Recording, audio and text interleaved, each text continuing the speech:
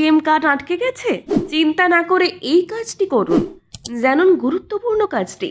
বর্তমানে অধিকাংশ লোকই এটিএম থেকে টাকা তোলেন। টাকা লেনদেনের সময় ডেবিট বা ক্রেডিট কার্ড আটকে যাওয়ার ঘটনাটাও শোনা যায়। আপনি যদি এমন বিপদে পড়েন, চিন্তা না করে কিভাবে কার্ডটি ফিরে পাবেন তা জেনে রাখা উচিত। টাকা তোলার সময় কার্ড আটকে গেলে দ্রুত জরুরি সেবার ফোন নম্বরে কল করে জানিয়ে লেনদেন বন্ধ করতে বলুন। আপনার যে ব্যাংকে অ্যাকাউন্ট আছে সেই ব্যাংকেরই এটিএম হয়, তাহলে সহজেই ক্যাপচার করা কার্ডটি ফিরে পাবেন। তবে অন্য ব্যাংকের এটিএমে কার্ড আটকে গেলে সেটি ফিরে পাওয়ার সম্ভাবনা খুবই কম। না পেলে নিজ ব্যাংক থেকে নতুন কার্ড নেওয়ার জন্য আবেদন করতে হবে। অনেক সময় এটিএমে সার্ভার ডাউন থাকার কারণে লেনদেন ধীর হয়।